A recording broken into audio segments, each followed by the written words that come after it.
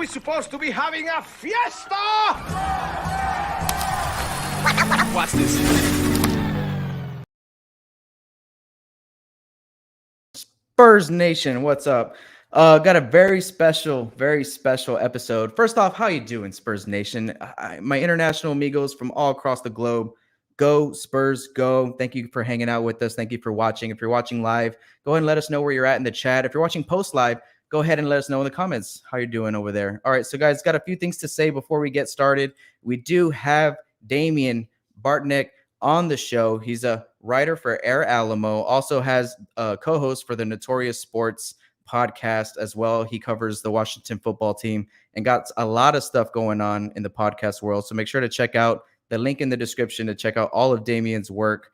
It's a big day over here. Very excited to announce that SpursTubeTv is live. SpursTubeTv.com is up and running. Go ahead and check out the site. Spurs Film Room is now going to be presented by SpursTubeTV. So very excited with that. Go ahead and check out the website and check out some Spurs content from a bunch of different great high-level Spurs digital content creators, video podcast creators.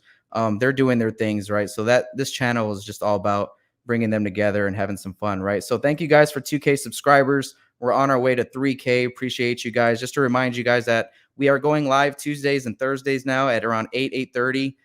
That moved from Mondays and Wednesdays if you're with us kind of like all summer. So a little bit changing the schedule there. On Sundays, we try to knock out a Spurs Q&A with you guys where we can engage with y'all, chat with you guys, take your questions, put them on screen, and just chat Spurs basketball with the group, with the fans, right, with you guys for about half an hour to an hour on Sunday. So make sure to go ahead and check that out. You guys are doing fantastic right now. You're watching this show. You're supporting this show. And we can't do it without you just chilling and hanging out with us. But if you want to go above and beyond, go ahead and smash that like button down below. Chant Go Spurs Go when you do. Smash that notification bell so you get notified when we go live and when we drop new content on the channel. Leave a comment if you agree with us, disagree with us. I want to know. All right, so make sure that you let us know in the chat below. Share this video with the rest of Spurs Nation. And if you want to even go above and beyond that, check out the Patreon link to the Spurs Film Room Patreon in the description below. You're going to get merch discounts to the merch store that is now live on SpursTubeTV. You get Spurs Film Room discounts, giveaway entries, shout outs, and voting power on film rooms that we do during the season. So all that being said, guys, let's get into it and talk Spurs basketball. Damien and I are going to be talking the new look Spurs, right? That was the title, right? We're going to be talking about the new cast and kind of what our expectations are, putting them with the group that we already had. And then we're going to talk a little bit about who our X factor is this season. So it should be a lot of fun. Appreciate Damien coming on. Let's get into it. Go Spurs, go. 2, 1, 0, and lift off. Hey, isn't we supposed to be having a fiesta? Watch this.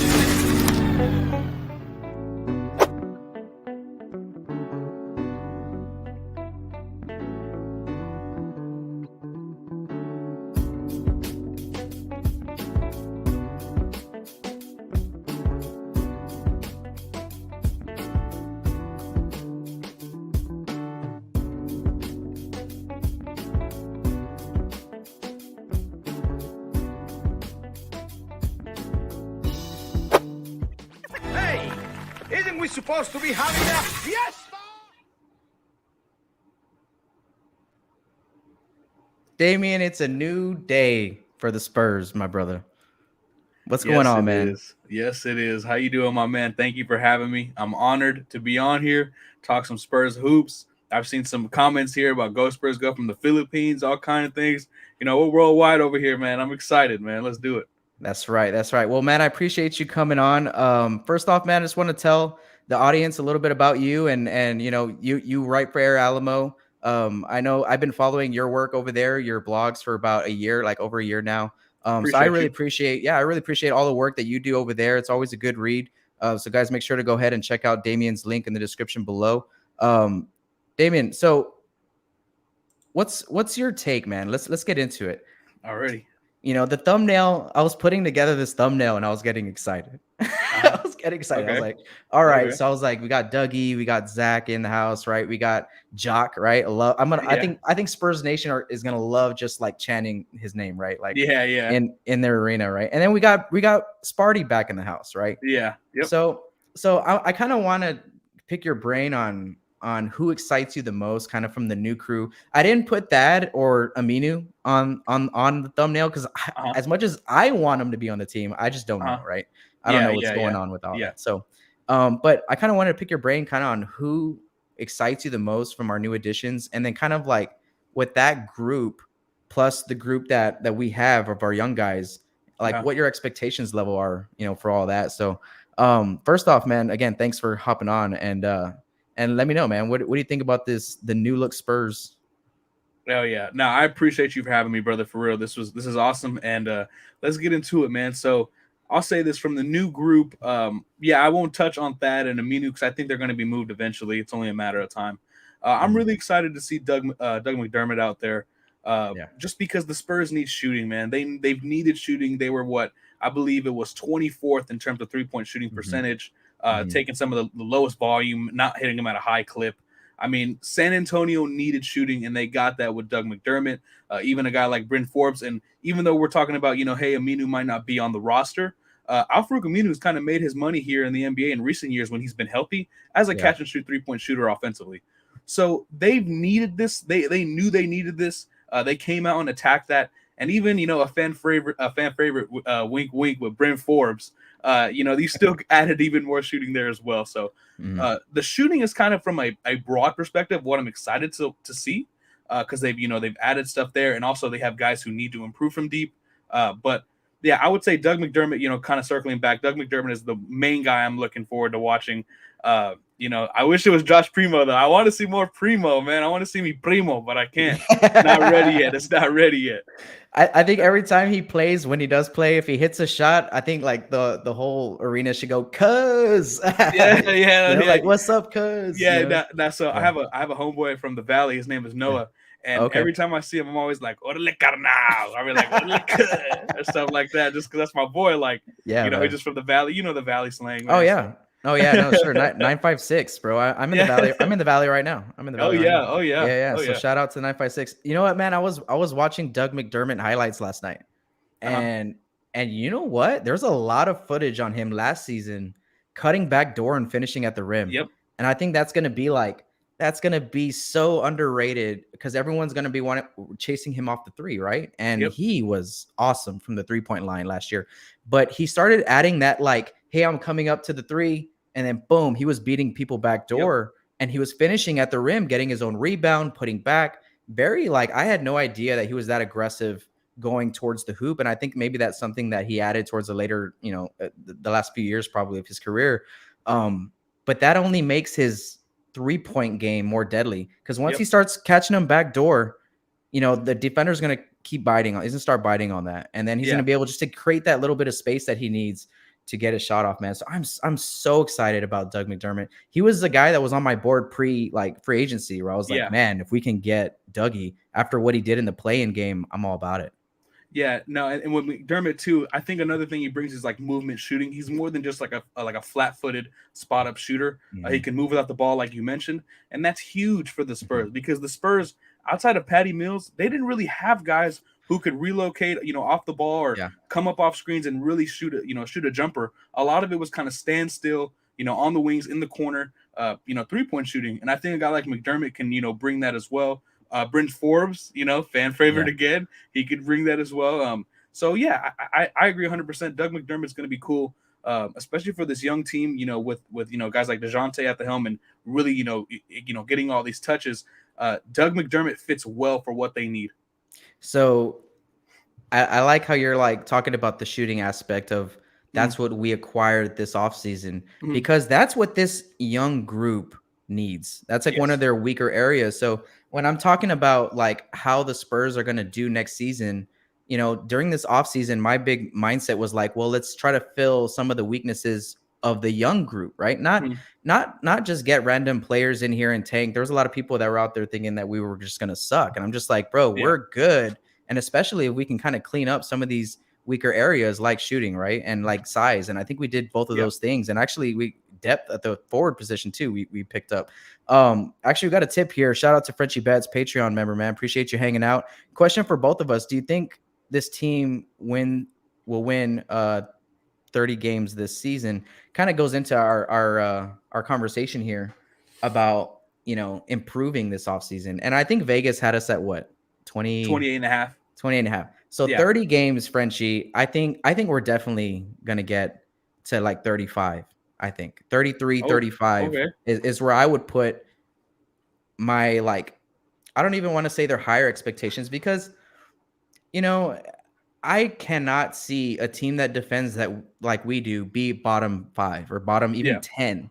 And to be bottom 5 or 10, you're only winning like 10 to 20 games, right? Yeah. So I think we're gonna actually pull out a lot of games this season because we don't know, right? We don't know how good this group is gonna be with the new roles and responsibilities. And I have all the high hopes, man. Talking about expectations for this group.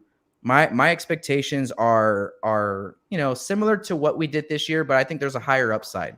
And it's not because, nothing against DeMar. I love DeMar and I really appreciate everything he did here. But, there's a lot of talent on this young group. You know what I mean? That's just waiting to soak up opportunity that they haven't gotten. Yeah. So I don't know. What's your thoughts on 30 games? So you said 35, and that's interesting. So I'm actually, a piece of mine is dropping soon on Air Alamo. I sent it in yesterday. And I'm basically tackling the question of, hey, are the Spurs going to be a bottom 5 team next year? Because, according to the odds makers, there's a high chance they will be, right? 35 is my actual, my high point in terms of games won for the Spurs next year is probably around 37. Mm-hmm. I think their low end is if, someone gets hurt and no one takes a leap, they win 25 games. Mm-hmm. But I don't think it's likely. And the reason why is because of the defense, like you mentioned. They're going to be a really solid defensive team. Mm-hmm. Just overall, that's what they really added this year, even though, they lost guys offensively who are going to help them like Patty Mills, DeMar DeRozan, Rudy Gay, guys like that. They added a lot of guys are going to get, high-level minutes that are good defensive players, whether that is if Thad Young plays or an Al-Farouq Aminu plays a lot, or, Devin Vassell's going to get a bigger role. Keldon Johnson's going to get a bigger role. A lot of these guys that they added that they're bringing can defend. So I agree with you. They could potentially, and I mentioned this in my article as well, so a little spoiler. They could be like the Knicks of last year where they have the 4th highest defensive rating, but they're the 22nd best offensive team. So it's going to still limit you. It's still going to cap you out when it comes to how good you can be. But this team does have, a significant ceiling just because defensively they're going to be so good. Now, I don't think they're going to be like a playoff team by any means. That's just, you could, roast me for that. I don't believe so. But that's not to say they're going to be a bad team. They're extremely young. They have a long ways to go. But hey, they're going to be trending in the right direction. So, I mean, it's a win in my book. This year, we were in so many close games, overtime games, double overtime games. I mean, you could chalk it up to maybe 10 or 15 of those where they were coming down to the wire. And I think the big question, that is the question mark on if the Spurs can win 30 to 42, or 38, 39 are those 10 games, those 10 or 15 games that are going to come down to the final possessions. And last year, man, it was DeMar or bust, right? It was hopefully Dejounte comes through. And a lot of times, man, he did, right? He was there for it in the final minutes of the game, but we struggled in those moments. We struggled to put the ball in the hole. So offensively, I think is the question mark for everybody. Who do we give the ball to? Who takes the majority of the shots? Who's our number 1, number 2 option? What type of system are we going to run? Because, I like to think, okay, maybe we do roll it back with this motion style, drive and kick, type offense. But I think we have personnel on here to maybe switch it up a little bit and run a couple more set plays, a couple more, plays for Lonnie coming off a pick, double pick. Not just kicking out to Lonnie and hoping that he can create for himself, because I don't think Lonnie kind of showed that he was kind of there yet. And Keldon's the same way. They figured Keldon out a little bit into the season, and if he's just catching that kick and then just putting it on the floor and going to the hoop, they figured us out. And so, I think if we can incorporate a couple more sets for some of our young guys who have all that potential. Devin Vassell, right? Like, I mean, if we can, Mhm. I think most of those plays might be run for Derrick or Dejounte just because they're kind of like next in line to get those touches and things like that Yeah. to really put the load on those two guys. So I kind of feel like there's a lot of unknowns on the table of that will dictate how good we can be. And Yep. we might see some of that get answered during preseason. You know what I mean? But I don't know if you remember, it was the bubble year, right? So like the Yeah.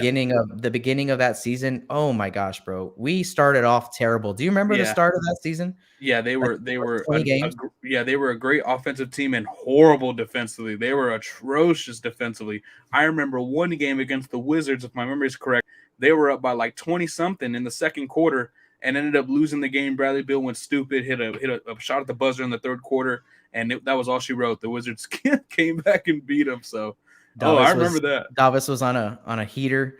Yeah, Yeah, man. So I mean, we just can't have that start if we're expecting playoffs. You know, I think that's going to be pivotal for us moving into this season is how we start. yeah, And I was talking to Ty and Ty Yeager and Nick Yarbrough from At the Line last week, and you know, there was a little bit of discussion on maybe it's good for us because maybe the NBA doesn't know what's coming, right? Maybe the other teams don't know how we're going to play. Maybe that gives us a little bit of an edge. But I think at the end of the day, you just kind of gotta be better than other teams at 1, 2, or 3 things. If it's just paint touches, if it's rebounding, if it's assists per game, you gotta be good and you gotta be better than the most. yeah, You know what I mean? I think that's kind of why like the Spurs zagged when like the whole NBA went small and switched everything, and we threw out Paul Gasol and LaMarcus Aldridge, right? We're like, no, we're gonna go big and double big, and because yeah, we just try to like be better at something else than what the other NBA, you know, what the rest of the NBA is, to try to be competitive that way, because we weren't going to beat the Golden State Warriors, right? Like at yeah. shooting threes or playing that style, we just didn't have the personnel to do it.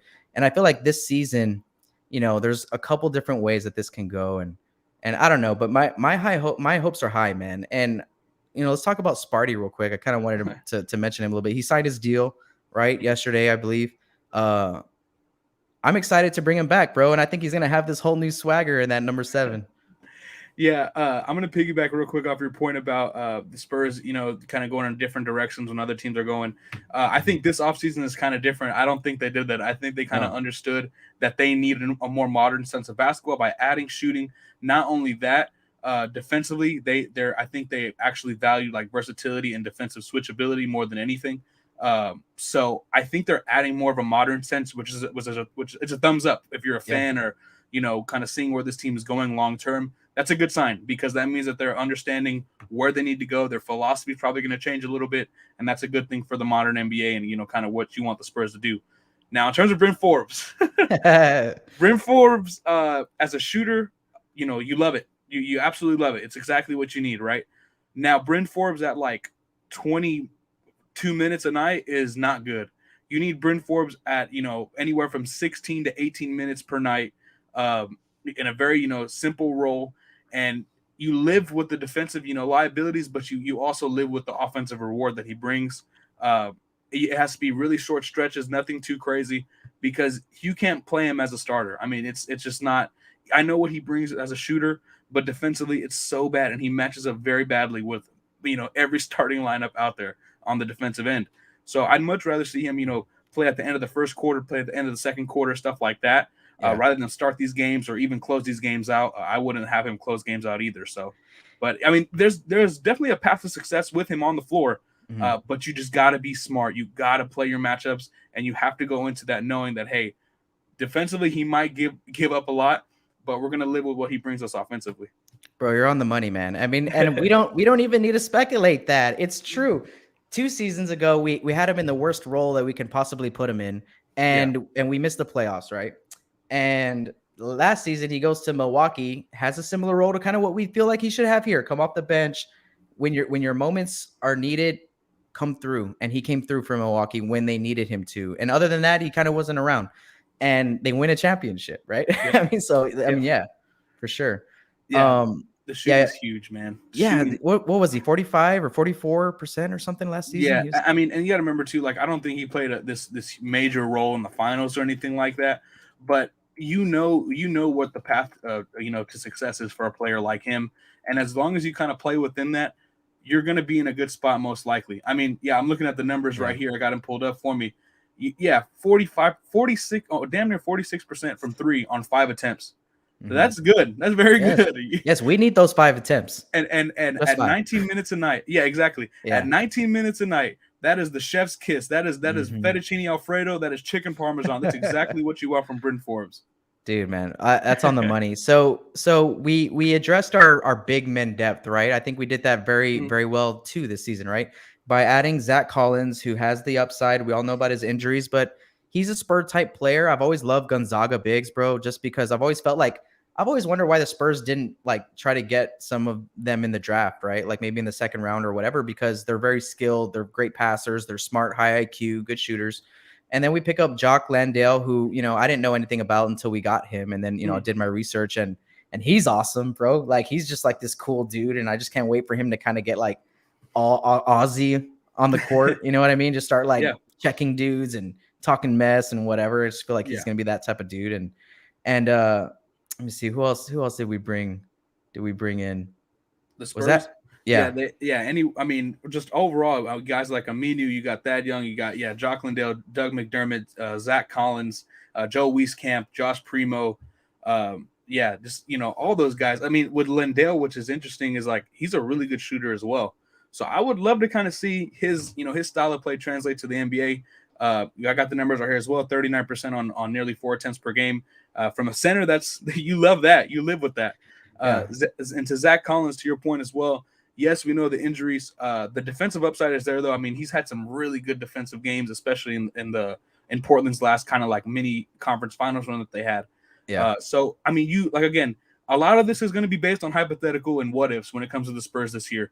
If these guys can make a leap, if these guys can stay healthy, they can do some damage. Hey, maybe they can make the play-in tournament. Maybe they can make the playoffs. But it's a lot of what ifs, and a lot has to go right. Now, am I saying that it's not going to happen? No, but can they do it? Of course. Yeah. I mean, you're coached by the greatest coach ever. You're littered with talent with guys that all play well off one another. So the possibilities are endless. It's not, I don't think, they'll make the playoffs like I mentioned, but it's still possible. Mhm. Yeah, I think they can secure a play-in spot if everything goes right, like you said. Of like, and the biggest thing I think you mentioned here, man, is health, bro. Right? Like, Yeah. if we can remain healthy for a full season, I think the sky is the limit. I think we can surprise some teams, and I think when we look at the landscape of the West and we see Phoenix that made the finals and kind of how all that shaked out, I wouldn't put like who are the top 2 teams, Utah and Phoenix this year. It's like, Yeah. like to me that doesn't scare me. That doesn't scare me at all. You know what I'm Yeah. saying? So maybe the landscape is a little bit more leveled than it was the previous 6 years or so with the juggernauts that were in the West kind of doing their thing. So I don't know, man. The sky is the limit, bro. So this offseason, like if you were to give it a grade, what would you give the Spurs offseason? Considering the position they were in, and am I including the draft in this as well or no? Yes. Okay. I'd probably give it like a B- offseason. Or a B- B offseason because considering where they were in, there's no superstars that are going to come to San Antonio. None of them were available, right? It wasn't going to happen, not a possibility. They got off, all of their veterans that they needed to, quite frankly. They got assets in return for guys like DeMar DeRozan. You drafted young, you went in the right direction, like with the Primo pick, where I was like, hey, they need a 3-level creator, they need shot creation. They get that guy. He's one of the youngest kids in this draft. They did a lot of very smart things considering where they were at. Of course, you would love them to, I know some Spurs fans would love them to get John Collins and love them to get this player and that player. But all things considered, in a sense of reality, in actual reality, they did well considering where they were at. So it's a B- B offseason. I can't give you an A or A+ when you don't, land a superstar or trade for a superstar. But considering where they're at, it was a fine offseason. I don't have nothing to complain about. I like that. I can see that for sure. And I think that's the whole thing. Like, we didn't get a superstar in here, but we created this team. We built this team around the young guys, right? I feel like everything that went into this offseason was about that, you know, and it wasn't about trying to find that next superstar or trying to move up in the draft to grab a top 2 pick or top 3 pick. It was like, no, we got our guys that we've been developing for like 6-7 years, like all of them, right? And then let's give them the ball. You know what I mean? Let's give them the ball and let's find players to put around them to be successful and see how good we can be.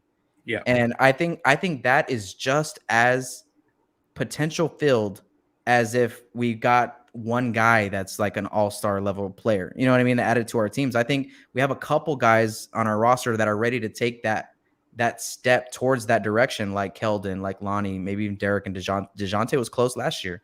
You know what I'm saying? So, you know, I'm very excited. If I had to give them, I'll give them an A- because I'm all about that philosophy, you know, like that, like, you know what, like we in order for us to be a successful organization over time, we got to do things a certain way.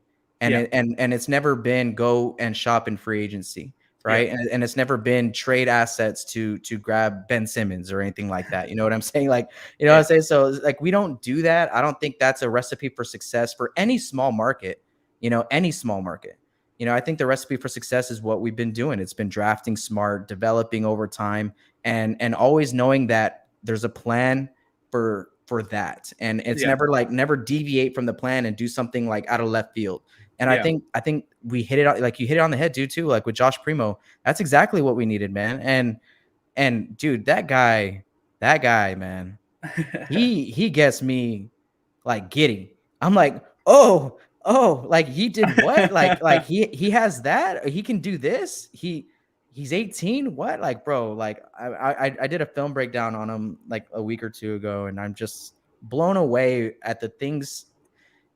It's like they taught the fundamentals to him when he was like 2 or something. You know what I mean? Like he's been working on just being fundamentally sound, nothing too flashy, very humble, very, very solid in his fundamentals, and never, you know, tries to go outside of that. And they're so pure. Like his fundamentals are so pure. Yeah, and Primo's going to be really fun to watch, especially like you said, like the fundamentals, of course. And yeah, there isn't a lot of flash, but trust me, I definitely think that'll be in his bag eventually. I mean, and you see kind of small things like that now in the summer league or in other, you know, times where you watch him play. He does have the ability to break people down offensively. You know, hit him with a couple dribbles or a hezzy or a cross and get to the rim or drive and kick, something like that. So I'm really excited. Shout out to my guy Noah McGarrow George when I went on his show. Great episode, man. I heard. I listened to that. It was awesome. I appreciate it. Yeah. Now we were talking about it, and I was like, man, I don't think my biggest concern is like necessarily him being like Trey Young, where he's, you know, dribble, hezzy or anything like that. It's more so, you know, kind of mastering playing with pace, like a D'Angelo Russell or SGA. And if he can do that, man, you're looking at a really, really solid offensive talent who everyone's kind of forgetting, but Primo can defend his tail off as well. So yeah, I love the Josh Primo pick. I was crazy, right? No one expected it, you know, but kind of looking at it now and, you know, seeing how things have played out, you got to like it, man. I mean, and I think everyone's kind of like, oh, well, he has to be this player in order to, you know, be considered a good pick. Nah, man, if he's a good starting caliber player late in the lottery, that's a huge win regardless of who you are. So that's just me, though. Some people will disagree, but whatever. No. You're on the money, man. You're on the money. And like his defense is an underrated part too. And it's not like that he's like this lockdown defender, but it's to me, it's this. It's the fact that he knows he's not quick enough yet. Like he knows that. So when he gets beat, he doesn't give up on the play. He doesn't like you know, he doesn't take an error. He just kind of trails it for a second and then uses that length that he has and picks those arms up, bro. And he's always right there. He's always right there to contest or get a block from behind or whatever. But it's, to me, that's smart. To me, that's like, bro, you're 18 and you're smart enough to know, hey, you're not as fast as these guys yet, but you're just as smart defensively where it's like, okay, if you get beat, you're smart enough to recover with the length that you have. And his body, filling into his body, to me is going to be like the exciting thing is like, is he going to get taller, bigger? You know, like what's going to happen here? Because I mean, he has a baby face. That's what I say. It's like everyone's like, man, he's so small. It's like, no, dude, he's 6'6". He's got a great body on him, bro. At 18, I was like, he just has that baby face. That's why. Yeah, he looks like a teenager. That's why I put on Twitter. I was like, Josh Primo is going to be 13 for the next like 20 years of his life. Like it is literally insane. And then it's just cool, like seeing his draft video where he's like, "Hey Spurs fans, I just got drafted." And I'm like, I'm just laughing. I'm like, this little kid, man. I'm 23, but I look at this dude like a little kid. I'm just like, man, look at this kid just gotten drafted. Like, doesn't even know like anything about San Antonio, but he's just excited to be there. Like, that's just that's where dreams are made of, man. It's gonna be dope to see him play for sure. And you see, it's another smart move from the Spurs, man, to pick him and take that chance on him, because it builds that relationship and that trust between the organization and player, which is not easy to do in this NBA. You know what I mean? In this day in the NBA, you know, like to have that bond. I feel like that's what we did with him. It's like, we took a risk on you. We believe in you, and we're gonna give you all the time you need to develop. And you're, and I think he's like, oh my God, that's amazing. That's what I need. That's perfect. I'm in the right place. I'm around the right people. You know what I'm saying? So the sky's the limit for this kid, man. So, all right, guys. So when we get right back from this break, we're going to go ahead and talk about who or what we think our X factor is for this season when we get right back. Hey, isn't we supposed to be having a fiesta? Watch this. All right, guys, just want to remind you guys that Spurs Film Room is brought to you by SpursTubeTv.com. It's the home of some of the best digital content creators in the Spurs game, Spurs video, Spurs podcast. Go check out SpursTubeTv.com and check out everything we have going on there. Also, thank you guys for 2,000 subscribers. If you're just joining us, hit that milestone, I think about a month ago, and I'm already like at 2,000, almost 300, I think, man. So Spurs Nation, thank you, Spurs Nation, for subscribing, hitting that subscribe button, and chanting "Go Spurs Go" when you do, man. That's just amazing. That goes above and beyond anything that I can ever dream of, man. So thank you guys out there in Spurs Nation. And just to let you guys know, again, we go live Tuesdays and Thursdays. Tune in to our the community tab on our channel. If there's ever any like adjustments to a showtime or whatever, I'll be posting it there on the community tab. So, like this past Tuesday, had a lot going on with the family and whatnot. So had to move that show. So thank you guys for tuning in and supporting this channel. Again, if you want to get your question answered on this show, we got a Q&A for our live chat on Sundays. So make sure that you tune in on Sundays as well. Usually that's around between 3 and 4 p.m. It's whenever my new 4-month-old decides to take a nap. I'll kind of jump on there and chat with you guys, right? So that's always a lot of fun talking to you guys. So again, thank you for watching. Hit that subscribe button, smash that like button down below, hit the notification bell so you get notified when we go live on this channel and when we drop new content and clips. Leave a comment down below, even if it's as simple as GSG. We know what that means here in this chat room and on this channel. Share this video with the rest of Spurs Nation. And if you want to go above and beyond to support Spurs Film Room, and we have a few Patreon members in there right now, and believe me, they go whatever you can contribute to this channel on Patreon helps keep the lights on, helps pay for like StreamYard and Adobe platform, what I use to make your graphics and all that type of stuff. So it really goes above and beyond the Patreon members. So thank you. I can't thank you guys enough, the Patreon members in here.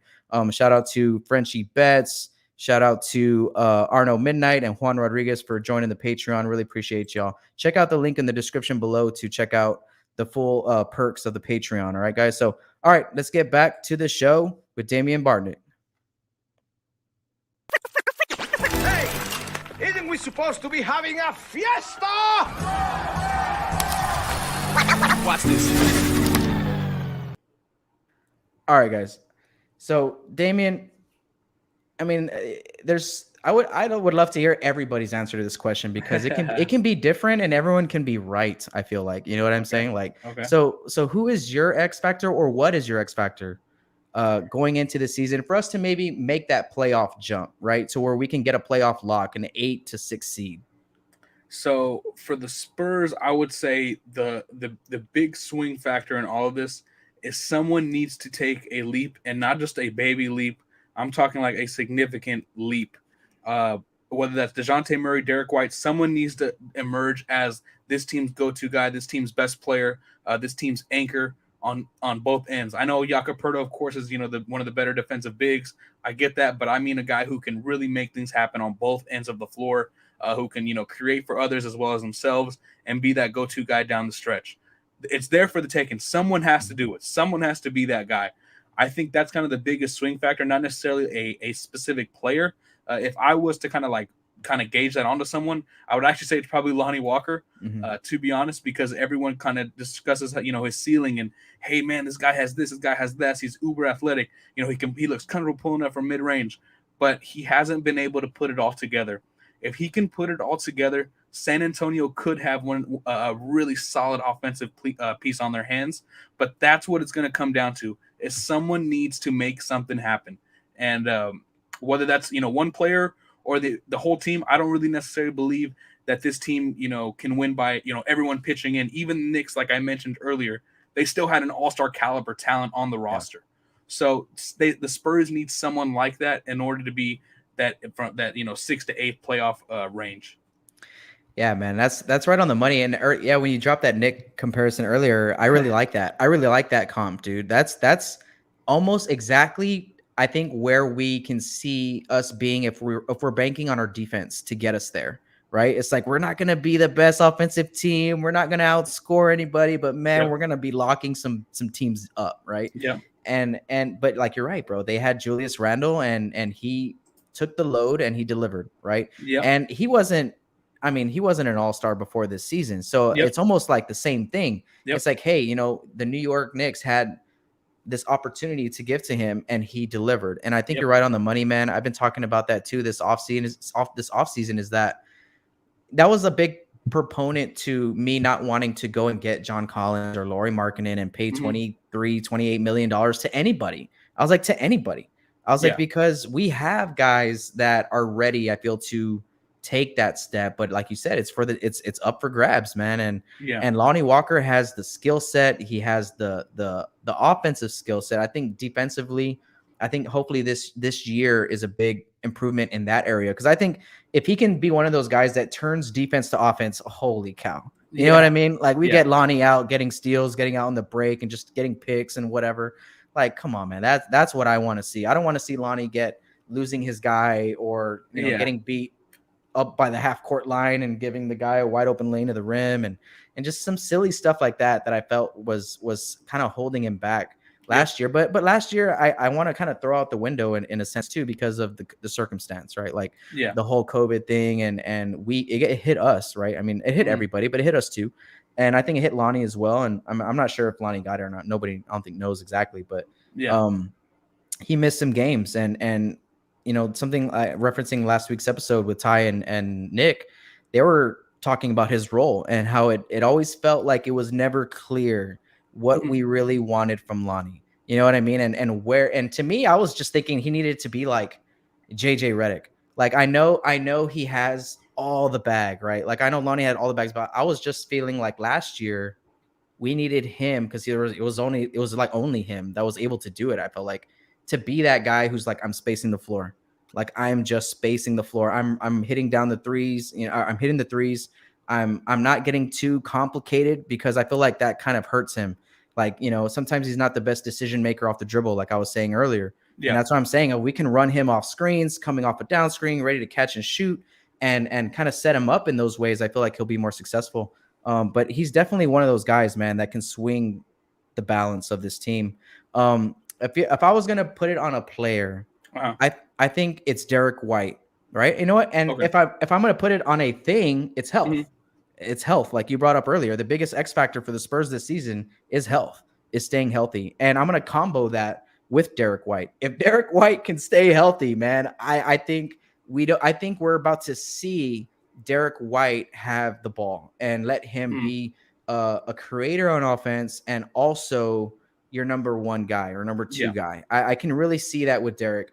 I think he's great off the pick and roll. I think he's smart with his decision making. I think that he can shoot the ball when I feel like this season he never got in his groove because I mean, if we talk about who got hit the most with like COVID and things like that, Derrick White and the toe injury, and he was just never able to really get going. And I think the moments that we did see him be successful, it was like in those moments where it was like he scored 20 some a game, or whatever. He scored 20 points in that game. That Charlotte game comes to mind. That game where he and Dejounte both went off and they combined for like 50 some points. Yep. That is what I want to see. Mhm. You know, like our offense being built around Dejounte and Derrick's strengths. You know what I'm saying? So to me, that's the X factor. If Derrick White can stay healthy, I don't think that we're lower than 10 or 9. You know what I'm saying? If Derrick White is healthy, I believe in Derrick that much, bro. I really do believe in Derrick that much, man. I've been high on him since the year DJ got hurt and he was thrown into the fire, bro. Like I remember talking about that and being like, guys, I know this sucks, right? Everyone was like heartbroken for Dejounte at that point. But then I was like, bro, I think that this guy Derrick White is ready though. Like I think he's actually ready for the opportunity. And that was 2-3 seasons ago. You know what I'm saying? And then he took us to the playoffs that year and against Denver. You know what I mean? We all saw what he did against Denver. He has that capability to put a team on his back. But we haven't asked that of him since. Yeah. You know, the following season we put him on the bench and give the role back to Dejounte. And I just think that lowered the ceiling of the team. To me, I was just like, bro, we're not going to be that good if Derrick's in this backup point guard role. That's why I'm really against it now, because it makes sense, right? You got 2 point guards, right? Stagger them, right? But I just feel like if you want the best team you can put on the floor, especially in the beginning of the game to start the game, which is crucial, you got to start the game right. You can't start the game like we did 2 seasons ago, right? Giving up all these buckets, you know what I mean? So I think that's more valuable than having him come off the bench. It's kind of my argument with Keldon too, right? Like Keldon's too valuable to not have start the game because he's going to go out there and start punching first. He's going to go out there and dunk over someone that's not ready or yell in someone's face who's, just, you know what I mean? Like he gives you that edge right off the gate. And I think that our team needed that from Keldon. And so that's what I would say, man. I would say it's Derrick. Yeah, Derrick White is definitely, I mean, he's going to be very important. Health is huge for him because he's been hurt quite a bit. But it's going to be interesting to see because he's primarily a pick and roll ball handler. He's a pick and roll point guard is essentially what he is. And he's really good at that. Back in 2019, he ranked in the 86th percentile as a pick and roll ball handler. Like he can do that. Yeah. Now, isolation is where I get worried, right? But luckily for San Antonio, I think although Dejounte's isolation numbers don't look great, he is a good pull-up mid-range shooter. Derrick can play off of that a little bit. I think Derrick off the ball can work. He's kind of one of the most versatile offensive players, if not the most versatile offensive player on the roster. So I definitely can see where you're coming from with Derrick White. I think Derrick, he can have a really big year as long as he's healthy. You add some shooters around him like the Spurs did. Hey, if Devin Vassell takes a leap or Keldon Johnson can, become a better spot-up shooter, or Lonnie Walker, you say you want him in that, running off screens, JJ Redick-esque role. Hey, maybe that works, and the Spurs can make something out of it. I mean, it's possible for sure, especially with Derrick White, because Derrick is, like I said, he's probably the best player on the team, I'd probably say. So, I mean, proven, it could work. Right? Yeah, it could work. Yeah, proven, like, what he's actually shown, he's definitely that guy. Dejounte showed a lot this past season too, so he's right there with him. Yeah, Lonnie, I mean, I like him. I liked him in that role this past year. I think Lonnie would have been great in that role this season. Now, I don't want to put Lonnie in a box, right? You can't put Lonnie in a box, bro. He's just gonna jump out of it, right? It's like we know Lonnie. Yeah. He's too athletic. He's got all the pieces. So that was more of like a last year thing for me. This year, I hope he does take a step forward in putting all the pieces together. And like, how like Derrick White turns defense to offense? Yeah. You can see that when I say that, right? From Derrick White. We need to see that from Lonnie. We need to see that from Lonnie. And then I think he can take close to that all-star jump or most improved player jump or 6 men, type deal, depending on whatever the lineup is.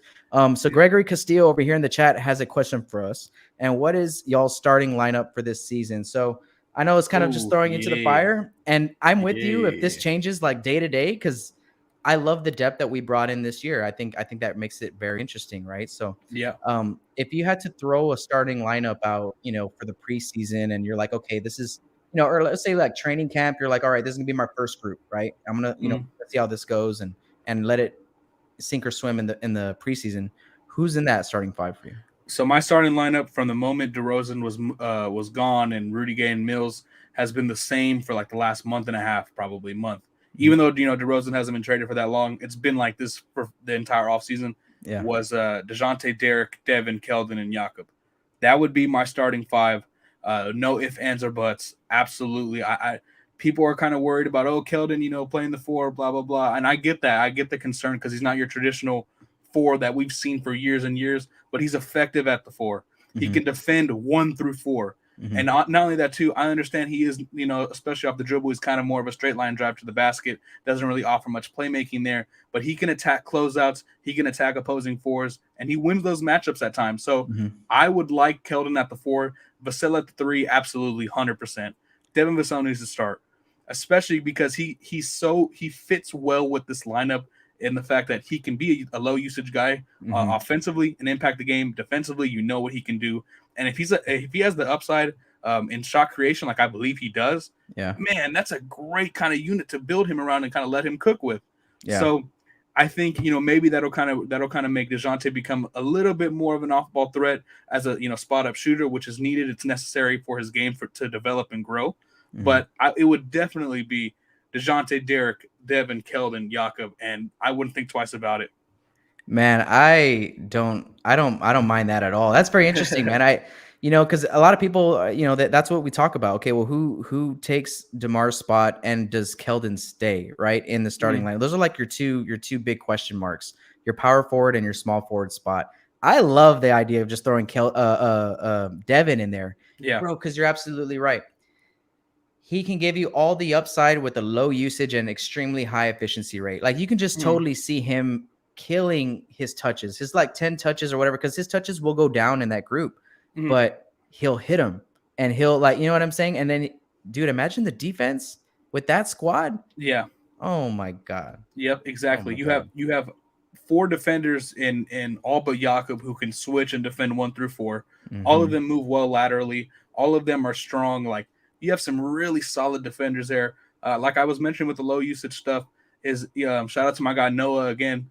We've talked about this before. Vassell kind of does fit that kind of prototype of like Michael Bridges, essentially, the low usage 3-and-D guy at his floor. Now, if he's more of a shot creator, you can get more and more out of that. So, it's a beautiful fit in my opinion.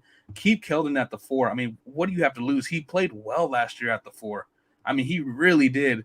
Yeah. So you're not losing size there. You have a lot of versatility defensively, and hey, even offensively, you have guys who fit well together. And you're anchored by Jakob there in the paint. So I would love that. I would do that all day.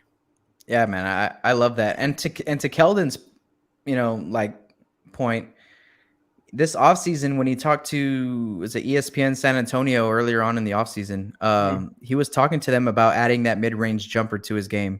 And he showed it a little bit here and there, wasn't really consistent with it yet, but they were kind of the hosts of ESPN SA. They were kind of giving him like, no more mid-range jumpers. Shoot the 3, man. Shoot the 3. Yeah. But he was just like, nah, man. Like, I'm already a pretty good, like, not that he didn't need to work on it, but he was saying that he took a jump this year in his catch and shoot threes, right? Like, like he hit some big ones, man. Like Keldon was ready to hit the big 3. He didn't make a lot of them, but he hits the ones that count. And I think adding that mid-range jumper to his game is gonna balance out that issue that he had kind of towards the end of last season. So to answer Greg's question, let me see. I'd go with Derrick. I've been saying this, so I'm not going to go away from it now. I'd go with Derrick White as the point, and then I'd put Dejounte as the shooting guard. Now I know it doesn't matter. It does not matter. And I'm telling you that from a coaching perspective too. It doesn't matter. It doesn't matter how you classify those two guys. You need them both on the floor and they can both do it all, right? They can both run the offense and they can both probably play off ball well. I just like you were talking about earlier, I like the ball in Derrick White's hands, right? And I like Dejounte scoring the ball. So to me, it just kind of makes sense, right? Yep.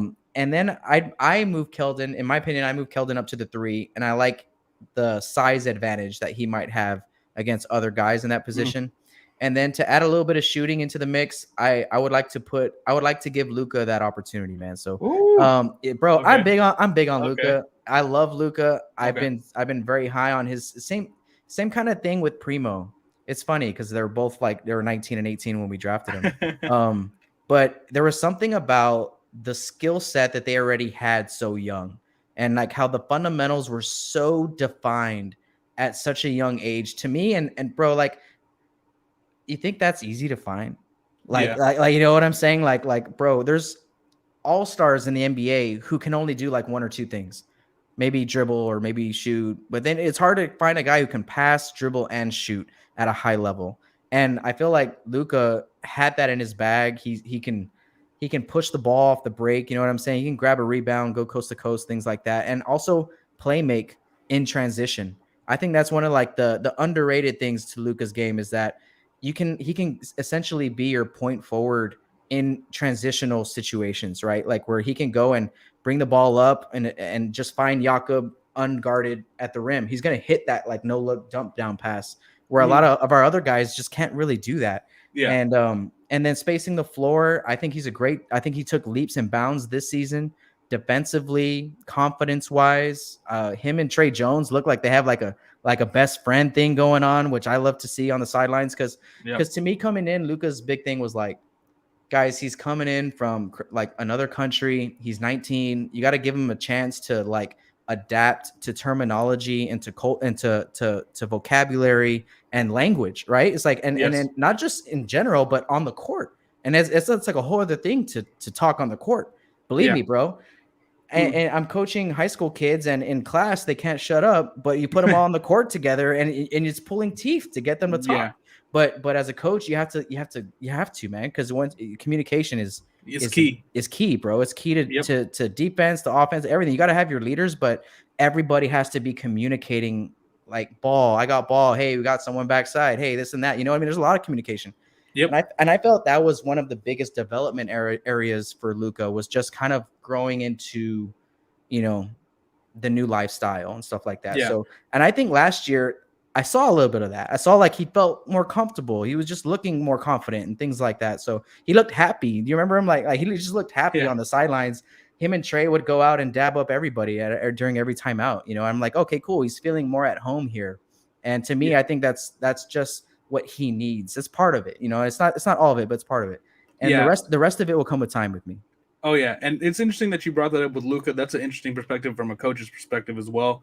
I agree that 100% communication is key, defensively especially. Man, I mean, oh my, don't even get me started with some of the mishaps the Spurs had this year with communication was just poor, and they're giving up easy buckets and off a made basket. Yeah, how many times did we give up a bucket off a made basket? That's communication. That's not everyone knowing who they're guarding, and then they pick us apart. And I'm not gonna lie too, not to take a shot at anyone individually, but some of those people that had those issues aren't on the team anymore. So I mean, there's definitely stuff to like here with this new group. Luka Samanic, for me, the shooting I'm still a little iffy on, just because I believe what was it, like 31% he shot from three in the G League on a high volume. So maybe on a lower volume it'll kind of get a little better.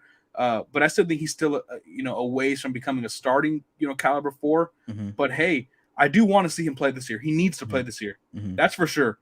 And whether that's 18 minutes or 28 minutes, doesn't matter to me. He needs to see the floor a lot more this season, without a doubt. Yeah. And Jakob at the 5, I guess. Of course.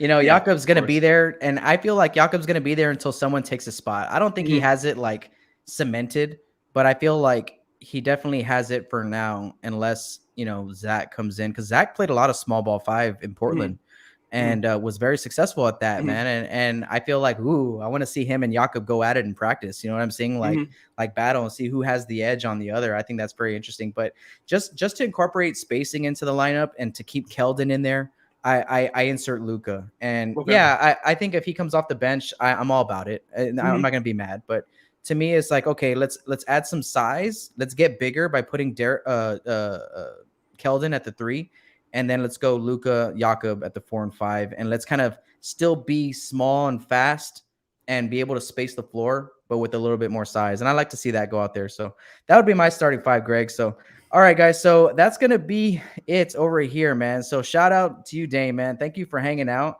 Appreciate you coming on, Spurs Nation. Make sure to go check out the link to in the description below, and you can find his podcast there. You can find everything he's got going on at Air Alamo there as well. So go ahead and check out the link in the description below. Dame, why don't you tell Spurs Nation, man, where they can find you?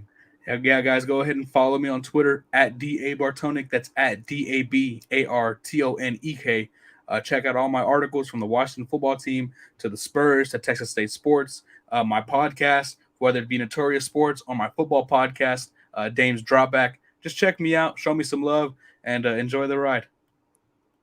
All right, man. Well, I appreciate you coming out again, Spurs Nation. Make sure to go ahead and head over to SpursTubeTv. Damien is going to be a contributing host. Those of y'all that don't know, I mean, there was an announcement today on Twitter, and we announced the full roster of our post-game show over there at SpursTubeTv. You guys might remember it as Order on the Court. We did After the Buzzers for you guys. That was our post-game show. And we did watch parties for you guys, too, about once or twice a month during the season.